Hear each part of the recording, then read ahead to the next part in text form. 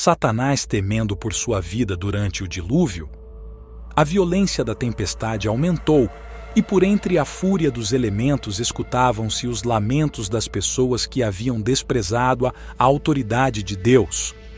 Árvores, construções, rochas e terra eram arremessados em todas as direções. O terror de homens e animais ultrapassava qualquer descrição. Até mesmo Satanás, obrigado a permanecer em meio aos elementos em fúria, temeu por sua vida. Ele havia se deleitado em infligir sofrimento aos outros, mas agora sua própria vida estava em perigo. Alerta! Essa narrativa não encontra respaldo em qualquer passagem bíblica. A Bíblia não menciona Satanás temendo por sua vida durante o dilúvio. Esta adição inclui uma descrição detalhada da reação de Satanás, que não é encontrada no relato bíblico. Enoque sendo levado ao céu pelos anjos. E por fim, Enoque foi levado ao céu pelos anjos. Ele andou com Deus por 3 séculos, e seu relacionamento com o céu tornou-se mais e mais íntimo, até que Deus o levou para junto de si. Enoque havia sido um pregador da justiça e exemplo de santidade em meio à impiedade prevalecente. Alerta! A Bíblia afirma que Enoque andou com Deus e não apareceu mais, porquanto Deus para si o tomou. Gênesis 5:24, mas não fornece detalhes sobre anjos levando Enoque ao céu. A descrição de White adiciona uma narrativa detalhada sobre a transladação de Enoque que não está na Bíblia. A infância de Moisés e a presença de anjos. Anjos foram enviados para proteger Moisés durante sua infância. A providência de Deus guiou o pequeno Moisés até o palácio do faraó, onde ele foi criado como um príncipe do Egito.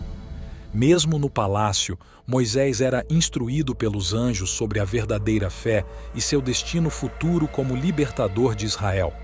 Alerta! A Bíblia relata a proteção divina sobre Moisés, Êxodo 2, mas não menciona especificamente anjos enviados para protegê-lo ou instruí-lo no palácio do faraó. Esta adição inclui detalhes sobre a intervenção angélica na vida de Moisés que não estão presentes no relato bíblico. Anjos explicando o plano da salvação a Adão e Eva. Após a queda, anjos foram enviados para explicar o plano da salvação para Adão e Eva. Eles foram instruídos sobre o sacrifício futuro de Cristo e a esperança da redenção.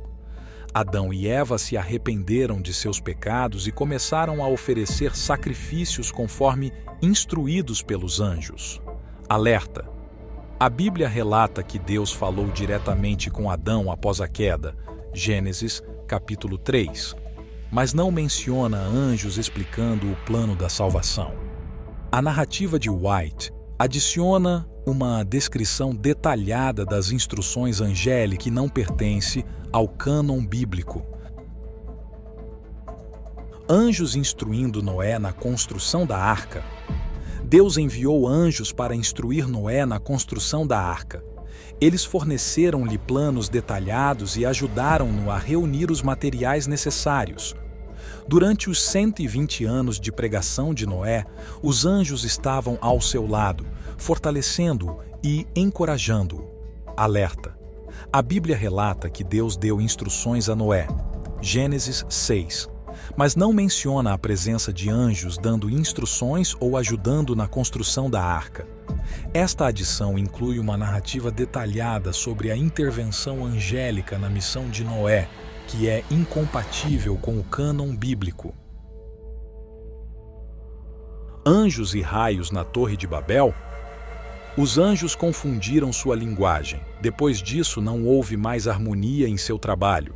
Irados uns com os outros, e sem saber a que atribuir os mal-entendidos e estranhas palavras entre eles, abandonaram a empreitada, separaram-se uns dos outros e se espalharam sobre a terra.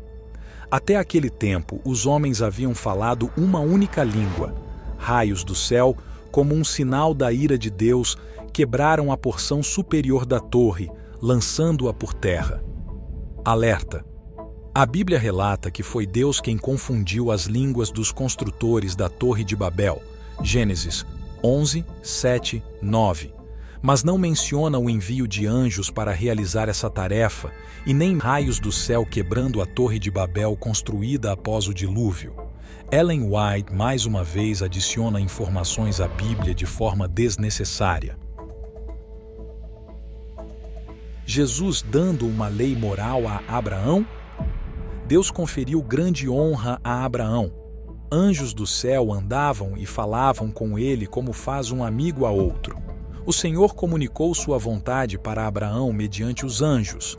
Cristo apareceu diante dele e deu a ele um distinto conhecimento dos requisitos da lei moral e da grande salvação que seria levada a cabo por seu intermédio. Outra vez o Senhor repetiu por intermédio de seu anjo a promessa de dar um filho a Sara e que ela seria mãe de muitas nações. Alerta! A Bíblia relata várias interações de Deus com Abraão. Gênesis capítulo 17. Mas essa descrição detalhada de supostos anjos andando e falando com ele como se fossem amigos, e principalmente um anjo vindo pela segunda vez anunciar Isaque a Sara, e Jesus Cristo aparecendo a Abraão para dar conhecimento de uma suposta lei moral, são adições não mencionadas no texto bíblico. Ellen White extrapola o texto bíblico, adiciona informações inexistentes e cria confusão com suas inserções. Jesus não tinha certeza do seu sacrifício? Maria, em sua alegria, esqueceu que ele fora crucificado. Saltando para ele, como para abraçar os pés, disse ela: Rabone. Cristo, porém, ergueu a mão, dizendo: Não me detenhas, porque ainda não subi para meu Pai. João 20, 17. Jesus recusou receber a homenagem de seu povo até haver obtido a certeza de estar seu sacrifício aceito pelo Pai. Subiu às cortes celestiais e ouviu do próprio Deus a afirmação de que sua expiação pelos pecados dos homens fora ampla, de que por meio de seu sangue todos poderiam obter a vida eterna. Alerta!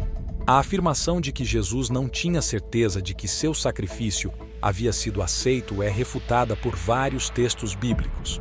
João 20, 17 menciona que Jesus não havia subido ao Pai, mas não indica dúvida sobre seu sacrifício. Hebreus 9, 12 e 10, 12 e 14 afirmam que Jesus obteve eterna redenção e, após seu sacrifício, assentou-se à direita de Deus. Além disso, em João 19, 30, Jesus declarou: Está consumado, confirmando que a obra de redenção foi completada na cruz.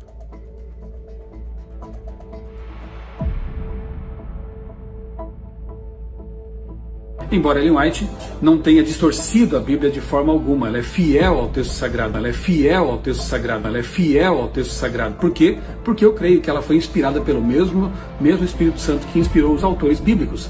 Tanto é que se eu encontrasse uma contradição em relação das obras de Ellen White em relação com a Bíblia, eu descartaria de imediato ela como autora inspirada. É que se eu encontrasse uma contradição em relação das obras de Ellen White em relação com a Bíblia, eu descartaria de imediato ela como autora inspirada, porque o Espírito Santo não se contradiz. Jamais encontraríamos algo sendo dito por Ellen White que não foi dito da mesma forma por Isaías, Jeremias, Daniel, João e outros autores inspirados e canônicos.